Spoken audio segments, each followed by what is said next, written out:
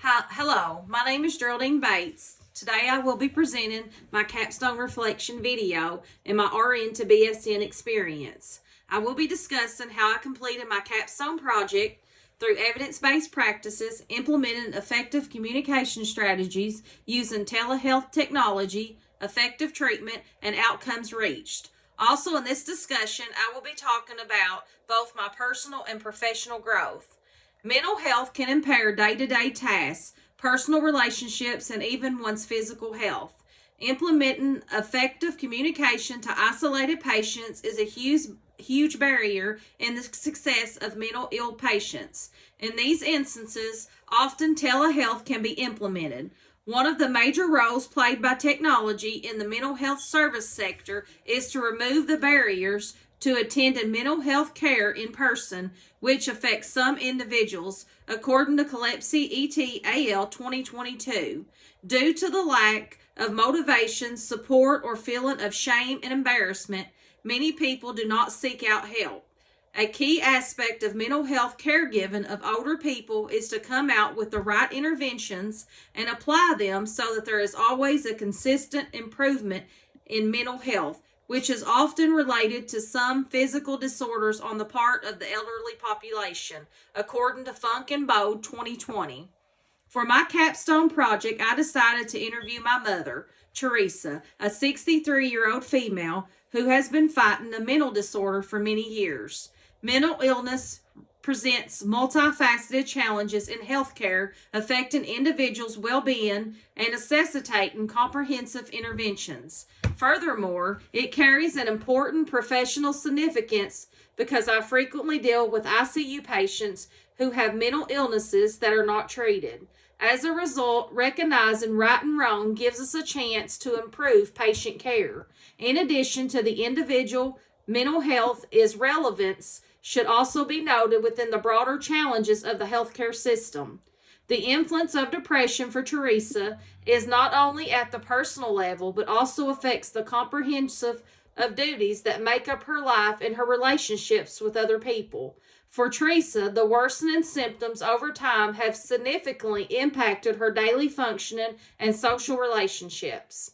This highlights the rapidity of the approach, which calls to supply physical and psychosomatic help in a full nursing service that in turn takes care of physical and psychological health aspects.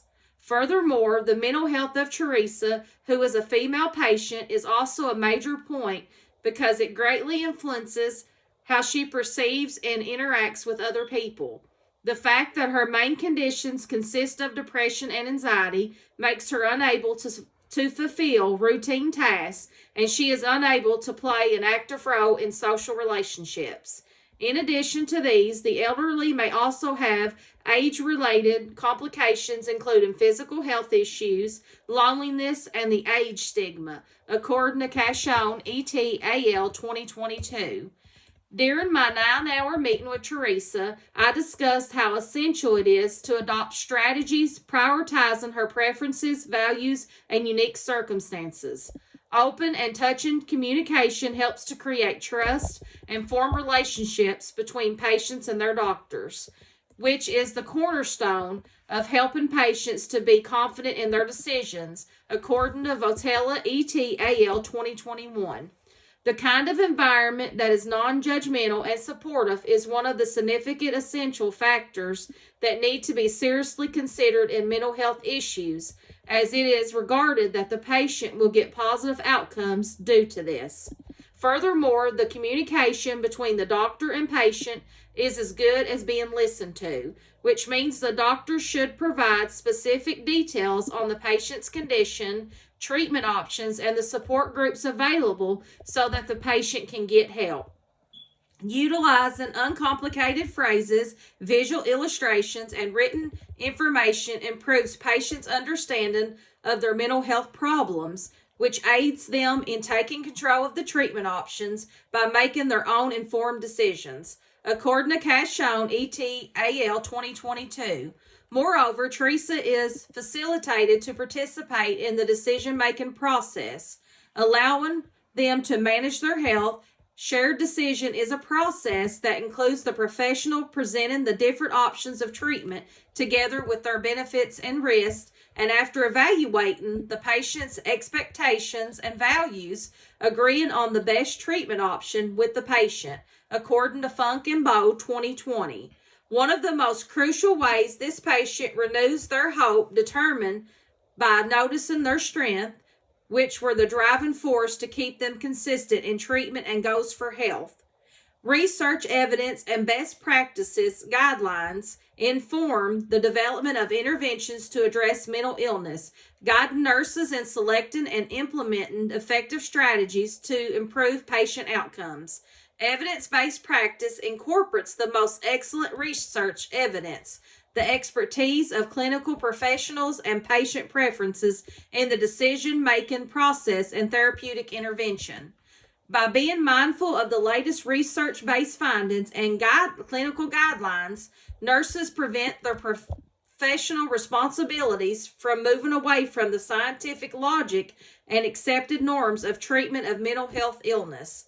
There is various credible research engines such as Health and Human Rights, World Health Organization, and Capella's online library help writers filter their researches and find articles and resources dated within the last 5 years. It offers credible and reliable sources. Technology, care coordination, and the utilization of community sources can be powerful tools in addressing mental illness, enhancing access to care, improving outcomes, and promoting recovery. One of the major roles played by technology in the mental health service sector is to remove the barriers to attending mental health care in person, which affects some individuals. According to CLEPSI ET-AL 2022, telehealth platforms such as video conferencing, secure messaging, and mobile apps allow vulnerable clients who live in rural areas to access the care of health professionals without having to travel more conveniently. According to SAMHSA 2021, this is crucially helpful not only to other individuals like Teresa who may be restricted from moving or living in certain localities that are unreachable, thus making reaching mental health care professionals difficult. Moreover, technology-assisted interventions in the form of mobile apps and web-based programs enable self-management, symptom monitoring, and psychoeducation, according to SAMHSA 2021. These online tools supply people with a wide range of tactics that they can use throughout their day-to-day lives to resist stress, depression, and other mental health related problems, according to CLEPSI ET-AL 2022. Such programs as mindfulness meditation apps, mood tracking apps, and CBT programs can facilitate the building up of coping skills, controlling one's progress, and taking part in therapeutic activities apart from treatments that take place in a therapist's office. Care coordination is another prominent dimension in the effort to combat mental illness, particularly among those who have multifaceted needs and need to refer to more than one provider and community facilities.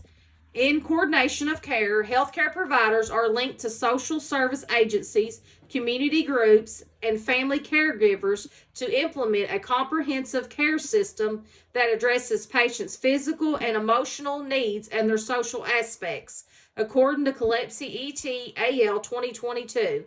Furthermore, the activation of community resources plays a crucial role in enhancing the function of individuals with mental illness and facilitating recovery in the neighborhood.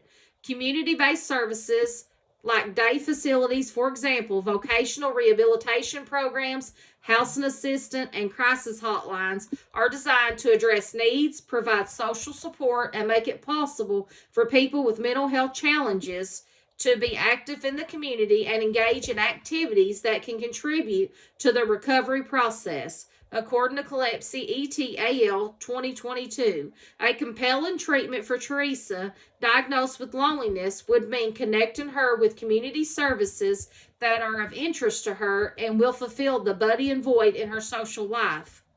Nursing practice standards of state boards and those of the organization of the government serve as guiding principles for planning interventions to treat mental illness. Such principles and policies provide a point of reference for understanding the expected behaviors from nursing, including occupational ethics, professional obligations, and quality standards on which mental health intervention designs and implementations are based. Standards for the State Board of Nursing specify under what domains and elements of nursing care are practiced, which include assessment, diagnosis, planning, execution, as well as evaluation, according to Funk and Bow 2020. These standards highlight the capabilities and responsibilities of nurses inclined to provide mental health care, including assessing individual client needs, elaborate patient care planning, and efficiency in the realm of collaborations with numerous categories of providers to achieve the effective, comprehensive provision of services. Additionally, government policies and implementation strategies influence the landscape of mental health care delivery, finance, and regulations. Various government bodies, like the Substance Abuse and Mental Health Service Administration, SAMHSA, and Centers for Medicare and Medicaid Services, CMS, develop policies and programs that benefit the public. The policies and programs are designed to improve mental health service access, eliminate stigma, and embrace evidence-based practices that enhance the treatment of mental disorders. Such an instance in the ACA, which helped the expansion of mental health coverage and parity protections, and hence become the grounds when individuals can still avail of specific services despite having a mental health illness. When I first began my interview with Teresa, I did not feel that she had the confidence to seek the proper help she needed. The more I spoke with her and laid out the interventions, the more comfortable she became with identifying the strategies needed to properly treat her mental illness. She realized at the end of our discussion the steps she needed to take to live a more fulfilled life, such as telehealth, more communication, cooperation, family support, and proper treatment. By taking these steps, she can improve her mental health significantly. A comprehensive approach to mental illness should cover various issues, such as effective leadership, communication cooperation, and the use of resources across healthcare settings and communities. Building on the foundation of patient-oriented care, technology integration, healthcare interoperability, and access to community networks will lead to better outcomes, safe care, cost savings, and supportive services even for individuals like Teresa on their way toward mental health, wellness and recovery. A healthcare system that embraces innovation and compassion, fosters silence and equality, and gives power to individuals will be built based on innovation and compassion, which is the basis to promote resilience, equality, and the individual freedom to live fulfilled lives. Entering this program made me extremely nervous. Over 10 years has passed since I had been in college. I hadn't done research or wrote a paper in over 12 years. Initially, I questioned if I could complete this degree. However, I knew to build on my knowledge and further my career, I must try. Writing my first paper was exhausting, and I was fearful. I soon realized through great instructions with incredible feedback, the degree seemed more feasible to obtain.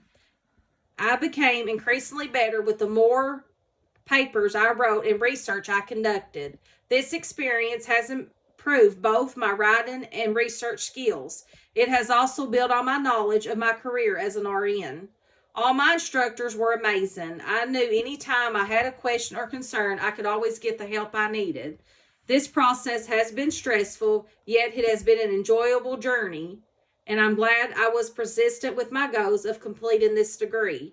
Through research, I have gained some in-depth knowledge to use as a registered nurse in the ICU. I want to thank everyone at Capella for this wonderful experience. Thank you.